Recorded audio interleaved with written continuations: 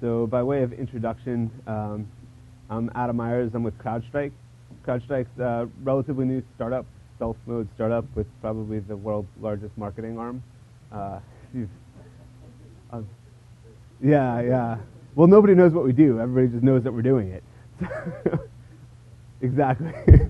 So we picked a lot of kind of technical talent that we thought would be the people that we'd like to work with when we started the company. So it was started by George Kurtz and Dmitry Alperovich, and I was employee number 3 or number 4, depending on if you ask me or the other guy.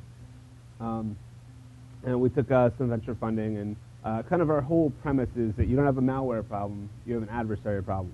And the genesis of this talk is really what goes into an adversary and what makes up an adversary, and then not trying to defend against the attack, but defend against the adversary in a proactive way. So looking at how you can do that and talking about that. And I've got a demo and some cheesy slides, so I'll just kind of keep going.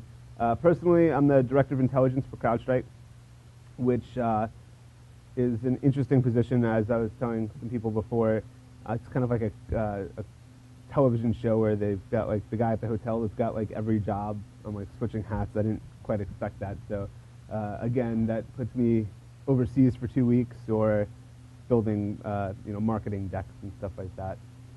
Prior to that, I was a contractor at a defense industrial base. So I've got a lot of experience focusing on APT or targeted attacks, as I prefer to call them. And I've done a lot of reverse engineering and analysis with regards to that problem. And I spent a number of years supporting the U.S. Department of State in that role. So I was once told that any good presentation, you should start off with defining the problem and kind of setting an expectation for what that is. So information security is hard. Right? We all know that. That's why we're all here, because we like this kind of challenge. So the other thing is that there's adversaries out there that want to do bad things. I realize I'm in Seattle, so some of my Microsoft jokes probably will not go over quite a why you little? Yeah. Well, I'll spread it out across multiple vendors, though. I've grown to love Microsoft, and so some of the adversaries that I deal with on a regular basis are the nation-state variety. They're probably, in terms of this problem, the most easy to understand what their motivations are. And I'll talk a little bit about that, but for the most part, they're doing network exploitation, and they have a pretty straightforward goal in what they're trying to steal, depending on what the adversary is. Then there's adversaries like Anonymous. So we've got kind of this group of, to trivialize it, you've got like a group of teenagers that are playing pranks around and hacking companies and doing some pretty nasty stuff, but very different motivation and very different kind of proactive questions that you need to ask into how do you deal with something like Anonymous. So GoDaddy, I kind of put that in as a joke because everybody thought that there was some massive targeted attack against GoDaddy. When in reality they poked themselves in the eye, it sounded like. Anybody here from GoDaddy? Okay. And then Peta, another threat group that's out there. Nobody's looking at me like I'm crazy. I'm serious. Peta. Yeah, so in August 2011, Cage Games released something called Dogfighter, or Dog Fighting, which is something that I guess if you're like a Michael Vick in training, this would be something of interest for you. So you can basically fight dogs and, build up your score by fighting dogs. And so they circulated this beta code out there for people to try, and it ended up on some Meyers sites. And then a modified APK shows up with extra class called Rabies. And what happens when you launch this pirated version of the game, the SMS library is it pilfers your contacts and sends out an SMS message that says that you like to hurt small animals and that all of your contacts should just be aware of that. And all of the attribution I've seen on this points to Peta having been behind that. So they don't, to my knowledge, have a very large offensive operations team in cyber for Peta, but clearly they have at least one guy that was bored because it doesn't take much to really add that and put it out onto a wares market. So there's a lot of actors out there. And while I point, I kind of poke fun at this, but that's proliferation in this space is going to be huge. There's a lot of actors that are out there that really would love to be able to operate against a nation state like the United States or a Western country, or against competitive companies. And I think as we see the understanding and all the great presentations about how APT works, there's a lot of people taking notes and thinking, I could do that. And there's quite a lucrative market for that. So I think we're going to see a lot more of that in general. Now, part of the problem behind this is what makes up our typical IT security team. So there's a lot of different roles, and we've got our technical analysts. Got the manager, right, who tells him what to do. And then we've got our sysadmin, and oftentimes we'll have some sort of policy specialist who, I couldn't find any good tinfoil hat pictures, so this is what I went with, yeah. So we've got these teams that are focused around, dealing with problems in a certain way, but there's one thing that's lacking here and missing, which is an intelligence person. And none of these people, I think, should be expected to do intelligence as a full-time job. Now, here's a kind of segue into why I'm talking about this, is that I've hired some really great reverse engineers, arguably some of the best in the world. And they're doing really in-depth analysis, but when we get down to the intelligence analysis and the attribution side of things, they start to get a little bit miffed and a little bit have a hard time. And if you think about what it takes to build a successful intelligence profile and to do that analysis, it's not somebody that's quite as pedantic as the tech analyst, but you're looking for somebody that's got a little bit more gray area and kind of ability to find that those questions and answer them. So in terms of saving the internet, we throw a lot of resources at identifying bad stuff, and that includes tools, that includes rules, right? So we'll buy all kinds of great tools, and we'll put all kinds of really fancy rules on those tools to, starting to sound like a Dr. Seuss, but we put all kinds of great rules on these tools to really help catch the bad guys. And guess what? It's failing, right? We all know defense in depth is not necessarily going to stop a really targeted adversary that's really got the time and the effort and the resources to pour into exploiting and targeting a company. And I say this, a lot of times we walk into companies to do incident response, I say we as a community, right? Like we walk in and it's, hey, so you got owned. And they're like, but we bought the firewall, we bought the antivirus, we bought the IDS, we bought, 35 other things that are probably, the same thing, just 3 different marketing angles to them. Why did we get owned?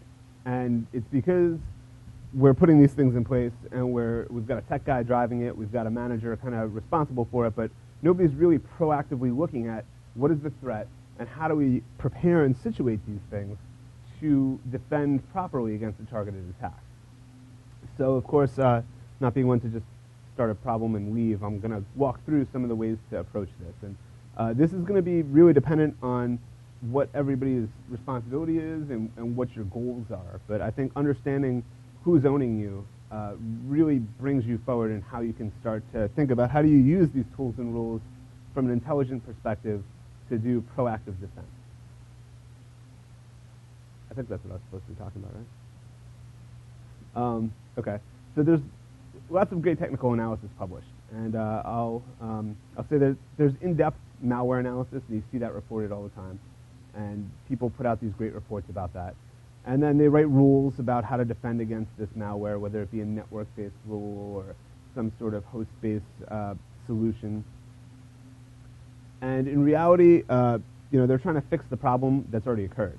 And once the malware has been deployed and it's been successful, doing something about it isn't necessarily going to help the next time, right? So the adversary knows that they've been successful, right, because they've gotten what they wanted.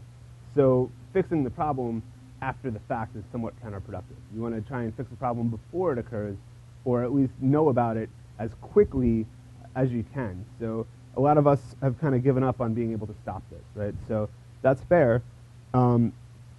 that means what we want to do is lower the time from when the attack occurs for the operation to actually be successful. So they get in, and how quickly can we stop them and get on them before they're able to steal our crown jewels or our chocolate milk or whatever. And then there's marketing. So that kind of throws everything off. And my wife just left. She runs our marketing team, so I was kind of glad that she wasn't here for this part of the presentation. A lot of the analysis of cyber events is being driven by corporate marketing. And I'll throw this one under the bus first. Operation Shady Rat, right? That was one of the first kind of market-driven reports that came out that really kind of opened the Pandora's box to people writing reports for marketing's sake. And I've seen reports come out of recent, and I won't point the finger at anybody in particular because I don't see them in this room. And the report, they released something like an internal IP address for a C2 server. Like, in what world is that a network defense that other people in the world are ever going to use, right? So it was a piece of malware that had an internal IP address as the C2. They released a report. They rushed to be the first to release this report. And now you're basically telling everybody in the world, block 10.0.1.2. Like, in what, like, totally market-driven. They wanted to get this out there before their competitors do, and they want to be the first one to name it, right? So I can relay a funny story here. When I was working with the Aurora incident back in 2010 with McAfee and Symantec, and I like kind of pushing buttons. That's kind of my personality. So I was on the phone with the Symantec people. Anybody here from Symantec? Yeah. Okay. And so they said, well, we're talking about the HydraQ incident. And I was like, what's HydraQ? And they're like, well, the attack against Google. And I was like, oh, Aurora. And like the line went silent for 3 or 4 minutes while they were trying to figure out how to cope with the fact that I just used their competitor's name for the malware. And that really kind of kicked off this whole, let's get our name in, let's be the first to go to press with this. And I think that pushes some irresponsible reporting that ends up coming out. But what's the outcome of this, right? So nothing. We move on to the next sexy report. We've released our report. We've told everybody to block the almighty and evil 10.0.1.2, and now that's the end of it. We're going to move on to the next report. And then the sales cycle starts. So then we start calling all the victims up and saying, hey, you had a problem, and you've got 10.0.1.2 open on your network, and we're going to come in and help you. And then it just goes back to 10, and we just keep cycling through this, and that's kind of what's going on in the industry right now. So we have technical intelligence, and the technical intelligence that we get is coming from reverse code engineering. We have the indicators of compromise and the reverse code engineering stuff, and it will tie back to some other data, and it'll give us some indicators that we can use to protect our network the next time that the adversary decides to use the same exact thing against us. But we're not looking at the human elements, and I think the human elements are really the key thing to be aware of when trying to understand what's going on with these attacks. Because the person that's driving this attack, they're going to make mistakes. They're going to use the same password. They're going to do a lot of things that we can look for in the future. And if they use different malware, they use some different techniques, they're still going to have a lot of the same human elements, which is something I think that we need to be focused on, because most humans do make mistakes. And they are lazy. Here's the obligatory wiki quote. The key thing here is that I wanted to say that in terms of intelligence and setting the kind of stage for what intelligence means in this area, is we're talking about characterizing known behavior and trying to identify future actions that will be consistent with that known behavior. So one of the big things we have is this intelligence versus technical analysis. And this is the obligatory marketing slide here. You don't have a malware problem, you have an adversary problem. And what we're focused on here is the adversary. We're not worried about the malware, because the malware is going to come and go. It's cheap. It's a commodity that the bad guys are going to be able to spend as quickly and as easily as they want to. But what they're not going to be able to do is change their people out quite as quickly. So that brings us to the people. Yeah. Yeah. Well, so, and I'll get, yeah, absolutely. The TTPs of it for sure, but the way they use it and the way that they're actually using the tools becomes an indicator as well. So, as I said, there are human beings conducting these attacks, which is kind of the key area here. And while these adversaries might seem similar, they do use tools. They all go after sensitive information of some sort. And they have other compromised hosts and victims. So these are all things that are consistent and similar amongst the attackers. They're not the same thing, though. And that's another issue that we have, is that people are looking at these attacks and they're saying, well, they used poison ivy and they went after my sensitive information, and they also targeted, I have 3 other people that say they were targeted by poison ivy going after sensitive information. So they just kind of get lumped into that category, and then you end up with a generic backdoor.trojan32. So in terms of an intelligence approach to adversaries, this is something that really comes out from the I had a lot of experience with this from the defense industrial base and others, and I think this is a really great way to do this, and I think what Rod was getting to in terms of identifying the tools, techniques, and procedures that are used by the adversary. And these become little nuggets of data that we can use to associate and to attribute who's doing what and when. By a show of hands, how many people have already done all of this? And is this kind of new to anybody, the TTP? Is everybody ready for the drinks? So these become kind of the quantum of how do we identify what is an adversary. So if the adversary is using a specific social engineering attack, we can extract some of the elements of that and put that in the adversary's kind of bucket. And then we'll say, okay, they're targeting our salespeople, and they're using these file names, and they're using this malware and these C2s.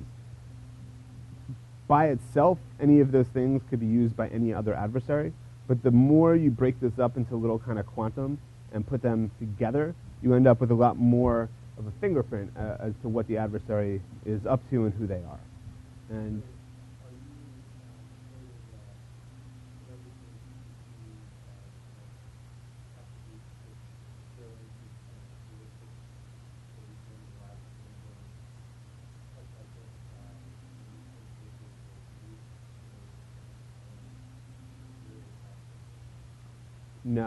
no, and that's, I think as soon as you start getting into an automated kind of way of doing that, that's when you start to make, you lose that human element that allows you to kind of do the analysis of this. So, yes, you could do that. But I think that what you need is a human that understands how these things integrate and how they play together. Because, as I said, there's a human on the other side of this, and as soon as you try to, and I've gotten to this argument, it's a great point you raised. I've gotten into this argument a lot with people, usually over a lot of beers, which is that as soon as you start trying to characterize human behavior with a machine, you start to lose the fidelity as to what and who you're tracking. Right. Yeah, absolutely. And that's a question that technical people tend to we want to solve these problems, and I count myself in that bucket, and I've hit this wall enough times that you want to solve these problems by leveraging solution, because the other issue is, are humans on the good guy side, the analytics side, they're also fallible. So you're going to run into the problem of somebody can make a mistake, so we try to remove that from the equation. And I think that's where we start to run into those issues, where we're, people, you can now have, I just saw part of a talk downstairs where they were discussing being able to counter grouping and different technologies around kind of throwing malware into classification. And I think as soon as you throw Bayesian logic into that, then you start to find that the adversary is going to just really easily counter that by playing against that logic. Does that make sense?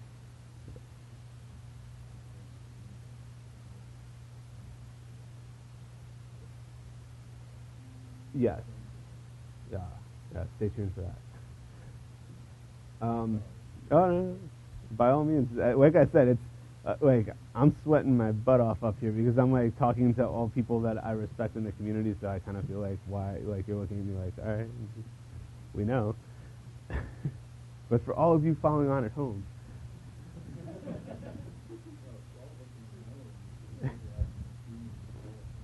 that's a good question. Anybody want to put their hand up? No? No? Challenge accepted. So in terms of how do we do this and collect these TTPs, we need to enumerate what the TTPs are. And I'm actually going to walk through just kind of a quick exercise of how to do that in kind of a simplistic way, and some of the tools that I use to do that and have been able to kind of use to find some interesting stuff. So you enumerate what it is going on. You collect this information, and then you want to kind of track it. And this is where we start getting into databases. Are there any DBAs in the room? So that is something that I found to be a continuous problem within all of the industries and all the different people I've talked to on how to do this type of adversary TTP collection, because the database becomes unwieldy pretty quickly too. So along with that Bayesian detection, the database behind it gets a little bit heavy duty. So kind of to get to the point where I talk about how we start doing this, and that's not even really the focus of what I'm trying to get at here. I want to go through the TTPs and how to collect them and enumerate them and identify them, and then talk about the proactive questions that we ask about that data once it's collected. So I'll quickly go through this and just check my time. I've got about a half hour left here. So we have our bad guy with his non-conspicuous bad guy hat. And as soon as he wants to target an organization, whether be a defense contractor or some group, they're going to first start off with Google. Anything from Google? Going through, I'm going to kind of fly through this here, but as soon as they start Googling for the organization, they start identifying personnel. They start identifying facilities. They start identifying partners, providers, vendors, and they start identifying these news events and issues. So on a proactive defense standpoint, first of all, this is where you want to start off with your assessment of what is your risk and what is the threat to your organization, because the personnel are who's being targeted, facilities also being targeted, vendors, partners, providers also being targeted, and then this news and events becomes the ammunition that they're going to use to target the personnel and providers. And if they can't get success with this, what they're going to do is they're going to go back and now target the providers and the vendors and kind of try and attack them and move laterally from inside there. So just because you get an email from what you perceive to be a trusted source doesn't necessarily mean that it's trusted and it's safe. So additionally, once they kind of get some of this information, they move forward to the reconnaissance phase. And this is generally the most difficult to detect. When they're conducting reconnaissance against an organization, it's hard to identify these metrics. Once they find the personnel, they're going to use the personnel to pivot to other things. And the way they do that is by looking at social media and then finding connections to personnel through LinkedIn and Facebook and other kind of social networking sites. And we see them do this pretty frequently. And this becomes really troublesome because it's hard to get some sort of indicators or TTPs around reconnaissance when they're using third-party sites. The part where we do get a little bit more visibility on the reconnaissance phase is going to be through, they go and they scan target.com. That's like a generic target, not the company target. They'll start trying to do things like DNS zone transfers, which of course everybody here is turned off, right? But for some reason it's still pretty successful, right? You could get zone transfers out of a lot of organizations. And then they'll spider the website. And spidering your website, they're able to identify things like personnel, org charts, contact information, and documents that are published, right? So now it becomes really easy to say, okay, head of PR, I'm going to take your email and send you a document that has to do with something that's going on in the news right now and say, hey, what's up with this? Or I'm going to publish this, is that okay? And then they're going to open it and probably get owned. So the bad guy crafts his email, takes a current event-related subject, gives them a compelling reason to open it. Sorry. I was joking with the Adobe people that they have a campaign in Washington, D.C., where I'm from, and it's Adobe Opens Government. And they've got it like postered all over the place. And I've been asking them for a T-shirt, because the irony of it is just...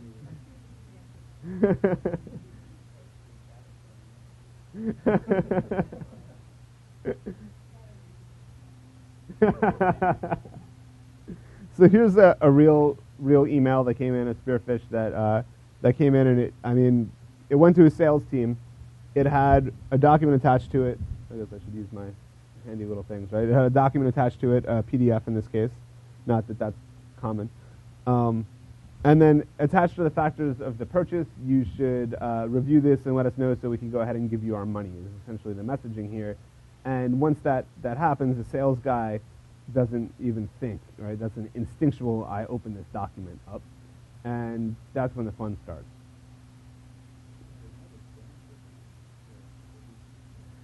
Yeah, but if there's a sales opportunity, that's...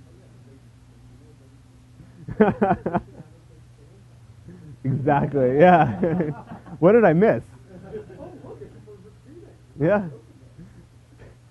I could sell something and use it to buy that Viagra that I've been wanting. So it goes to the entire sales team, and one of them is probably going to be smart enough to open it. And once they do that, obviously the nuclear weapon goes off. We have our malware. It uses a bunch of pretty common APIs to create a legitimate, clean version of the document, and then some custom code to go out and do C2 and open up the real doc, and the user gets that, which was Chinese and looked legitimate to me. I don't really know Chinese, but I don't think any of our sales guys do either. Once the malware ends up on the infected machine, this is where most security solutions and investigators and organizations stop, which is to say, we know that the C2 is, we know some of the indicators of compromise, and we can go ahead and move on to the next time that they own us through this mechanism. But what's actually happening is that they're now downloading password dump, they're downloading, dumping the local passwords, they're obtaining user credentials to escalate privilege, they'll offline password crack that, and 30 seconds later they'll come back with a legitimate credential, download a second piece of malware, use the NetUse or some other handy-dandy Microsoft tool to install the malware to the second host. And now they've got a foothold. So even if in the 15 seconds it took for this to happen, you catch on and figure it out, and you stop that first piece of malware, there's now a second piece of malware that's in there, and it's happily beaconing out, and everybody's high-fiving, thinking that they've stopped the first attack.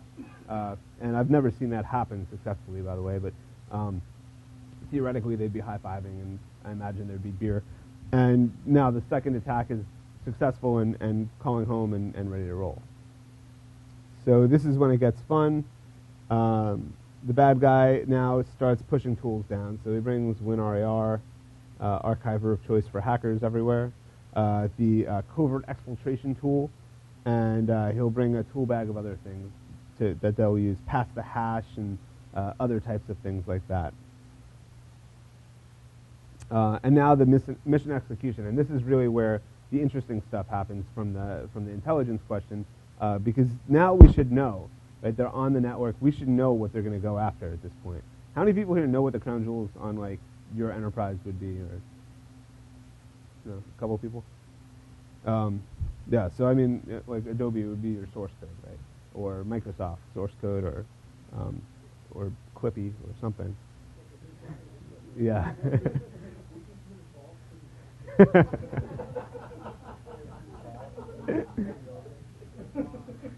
They got to bring Clippy back, man. I miss him.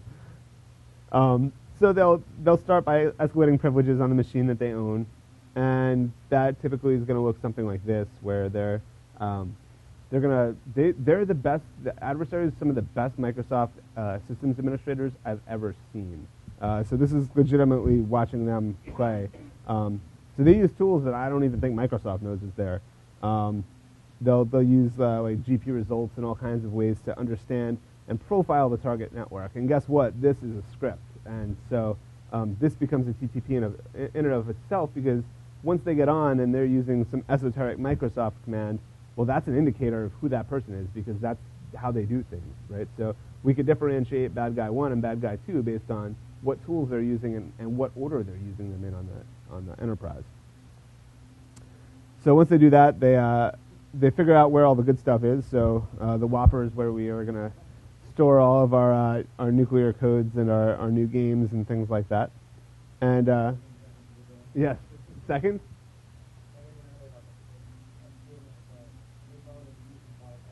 Oh, okay.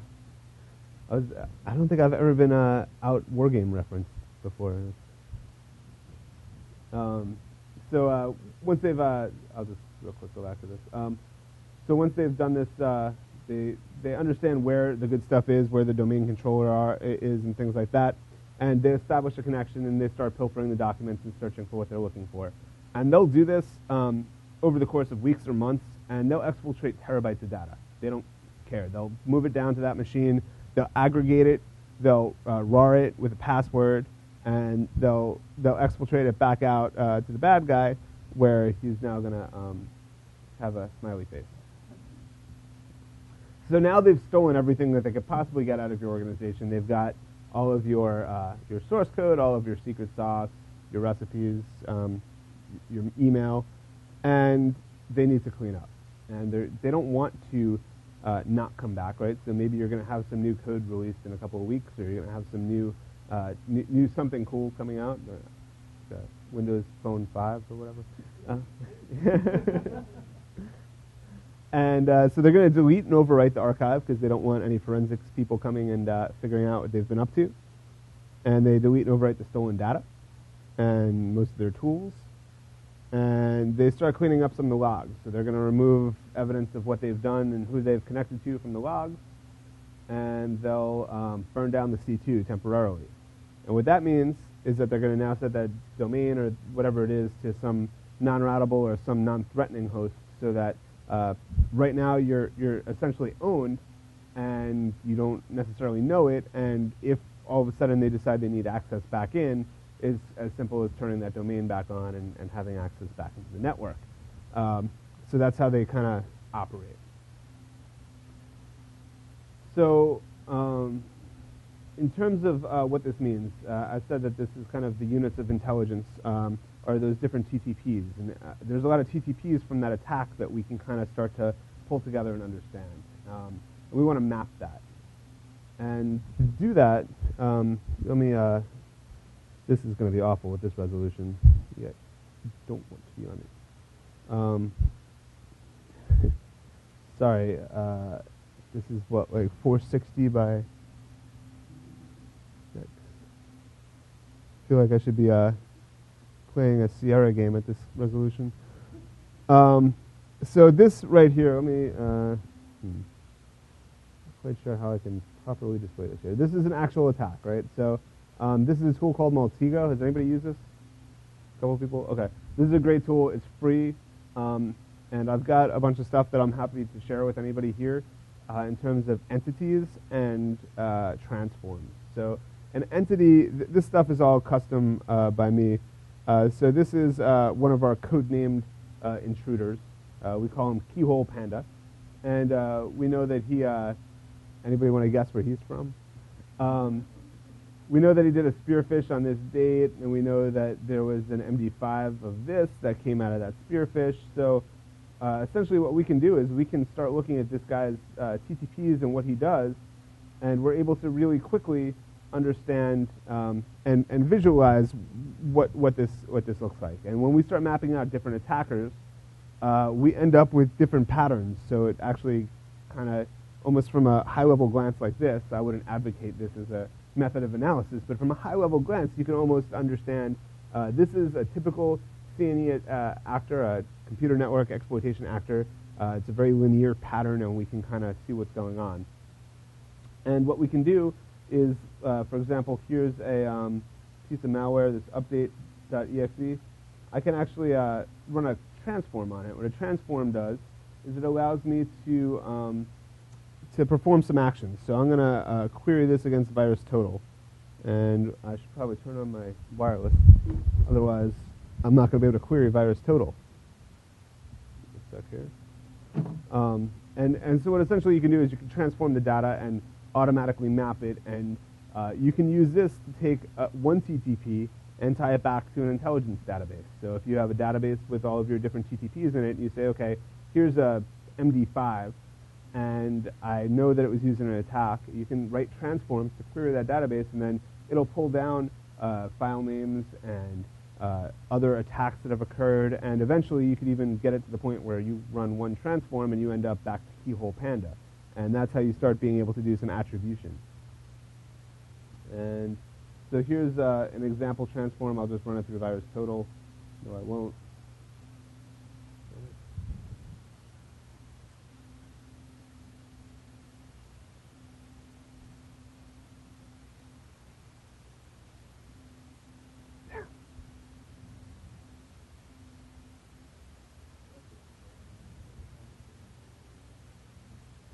I feel like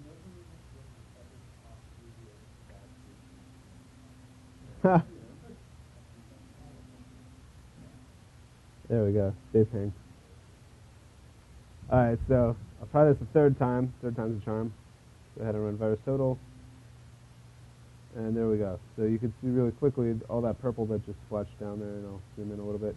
Now I've been able to, realizing this is not going to be the most glorious or dramatic revelation here, here's all of the antivirus signatures tied to that piece of malware. Now, when you have 30 different pieces of malware in one targeted attack, and you run this and you start seeing all of a sudden it grouped together, and you'll see, oh, these, there's some similar signatures here that relate to this particular piece of malware. You could start kind of piecing things together. But what you can really get out of this is this mapping, and this is what you'll find something similar. Law enforcement uses a tool called I2, Analyst Notebook. And they map out a lot of criminal activity and things like that using this tool. And I can't tell you how valuable this is for actually doing the analysis and being able to see what an attack looks like. All right, back to the demo. So in terms of proactive defense, right? So I've kind of laid out what the problem is. Cool, thanks. I've laid out what the problem is here. I've kind of established how we start to extract the little nuggets of goodness from an attack and what it actually means in terms of TTPs. And that's great for piecing together what happened after you got owned. But the next thing that gets interesting is how do we proactively use this information to defend, which is kind of where what this talk was focused on. So, of course, that's for the last 5 minutes of the talk. What we're talking about here is intelligence analysis and intelligence collection. These are tradecrafts and things that have been done for years by people that have focused on intelligence analysis, and we're applying it to computer network exploitation. Computer network exploitation is the Department of Defense acronym. For any, I know in Seattle you probably don't get a lot of DoD acronyms out here. So C&E is part of the overall cyber or computer network operations space, which includes computer network attack, which would be disruption or disabling of systems, computer network defense, which is protecting against all of these activities, and my favorite, computer network exploitation, which is essentially espionage. And that's what we have as a big problem, and that's what CrowdStrike's focused on, is kind of dealing with computer network exploitation, so that's why I'm most interested in this. And this could essentially be referred to as a targeted attack. So how do we defend in advance against this? So C&E is an apparatus of a nation state, right? It's directed by a state sponsor in most cases, or if we start thinking competitor, as a targeted attack, whatever it is, this espionage, this exploitation, it's going to have some purpose. It's going to have a tasking to collect certain information. And what that tasking means is it could be strategic or it could be tactical, right? So are you going to be having bilateral meetings with the Chinese in 3 weeks to negotiate the sale of the Windows Mobile 5 phone to China? And that would be somewhat tactical. That would be a somewhat tactical tasking. We want to know what their position points are going to be for making this new device, and how much is are they willing to pay us to do this, right? That's going to focus on the tactical level. From a strategic standpoint, it might be looking at if you're looking at a new business opportunity through or a merger and acquisition or something that's going to have a lot more long-term kind of period of like due diligence and all kinds of other things. They're going to want a strategic tasking to understand what's going on with that actor, or with you rather. And it's going to be somewhat predictable. If you're going to have a bilateral meeting on the iPhone 6 or the sorry, I'll change it up for you. The iPhone 6, right?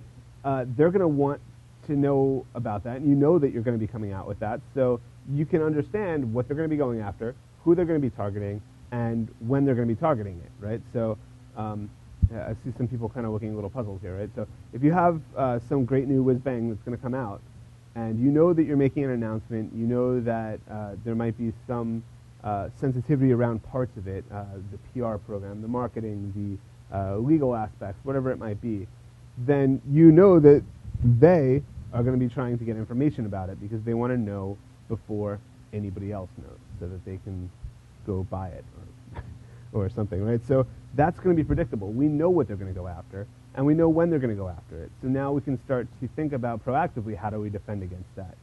It might be as simple as going and briefing, the team that's going to be on the marketing PR side of that and say, hey, we want to make you, remind you that there's, targeted attacks that occur around this type of stuff, and you should be on the lookout for this, that, and the other thing, and things like that. The other way that we can help kind of facilitate this is through trending. So we know what happened before, right? We know the last time we were attacked, we built that great analyst notebook chart or that great Maltego chart about how the attack took place. And we know when you last were attacked, right? So the last time we were attacked was right before we put out our first quarter report. And before that was the fourth quarter report. And before that was the third quarter report. Well, a trend starts to emerge there, which is when you put out a quarterly report, somebody might be attacking you. And we know what the vectors were. So we were putting out a quarterly report, and the person from the PR team that handles quarterly reports got owned. Coincidence? Probably not. So we know what they used to own them. We knew that what email they sent, what Word document or PDF document or link they sent. And we know who they were, right? So we've got all of the story as to what happened the last time, and guess what? They're going to do the same thing again, right? And being able to identify this and keep trends about this, you can start to understand and figure out when and where the attack will take place. And most importantly is what was going on in the world, your world specifically, when this attack took place. So was it a quarterly report, or was there some new technology that was coming out? So things that are really common here, meetings. If you're going to be having meetings overseas on something that's going to be financially interesting, if there's mergers and acquisitions activity, if you're divesting or you're buying or something along those lines, if there's a lawsuit taking place, these are all issues that are going to be of interest to your adversary, and they're going to task their apparatus to collect information about it so that they know what's happening. So I've heard this before, like, mind your own business. Like, you don't need to know what we're doing. You're IT security, or you're, essentially help desk, right? But this is something that we need to fight. I realize that some people are more on the product side than on the kind of internal IT security side here, but reaching out and finding out what other components are doing, understanding, like, are you having bilateral meetings? Are you going to be doing business in a certain country that we're really concerned about? Making sure that you are able to reach out and pull that information is going to be really important. So legal, marketing, PR, this is all groups that really are going to have, they're the ones that are targeted because they're not typically IT security savvy, and they're the ones that have all the interesting information. Again, more reason to target them. So some of the proactive questions, what's coming up on the corporate agenda? Who's the most visible public person that if you Google for, they're the one that's going to be targeted? What would the attacker possibly want from us? So even if we don't know when they're coming, what are they going to go for? Our source code repository is on a server network, and it's been isolated because that's how we like to defend our servers. Then put something in that choke point to understand, we know that they're not going to be using some Internet Explorer bug or something like that, sorry, about, to target our, they're not targeting our source code repository with that. They're going to be targeting our source code repository on a certain port with certain, maybe trying to find an O-day for that source code repository. So focusing on that and limiting the window makes it a lot easier to focus on what you expect them to do and trying to understand where they're going to be coming from. And it's not 100%, and nothing, I believe, is 100% here, right? We're talking about human factors, so there's always a wild card. Well, you can kind of start focusing on this and proactively think about, they're not really going to be that interested in, a file storage system that's got nothing on it. They're not going to be very interested in, our printer per se, right? Maybe they are.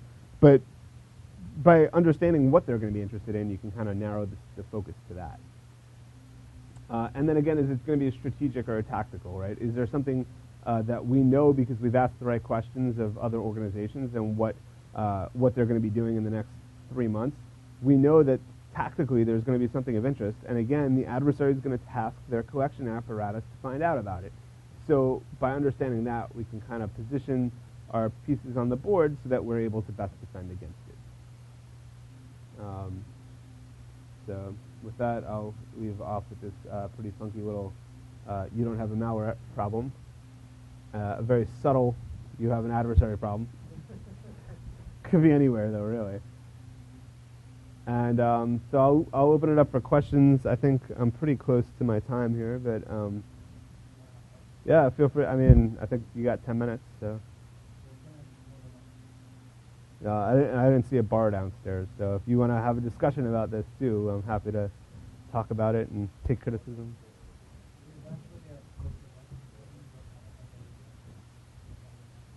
Oh, okay. Cool.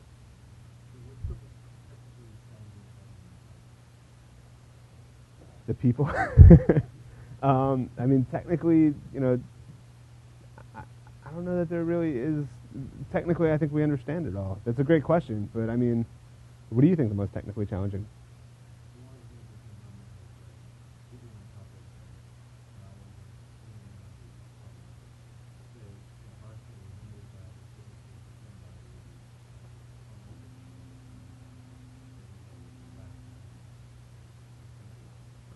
Sure.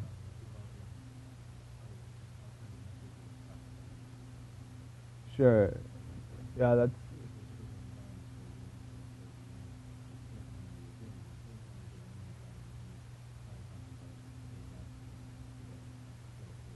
right. But I mean, then the adversary can start playing for that, right? Too, right. So, but I think at the end of the day, the problem isn't classifying the malware; it's stopping this activity. So when you look at, if you apply those same proactive questions to the malware, they're all going to do the same thing, right? Just like they're always going to break in and they're going to go for your source code repository. It's always going to drop some sort of ASEP. It's always going to try to call out to some domain. It's always going to do expected behaviors. So looking for that type of information is obviously what's going to be the most valuable. So dynamic analysis is a great way to kind of approach that problem because, who cares necessarily polymorphic, not polymorphic, whatever. At the end of the day, it's trying to do something. So stopping that something is what we're focused on.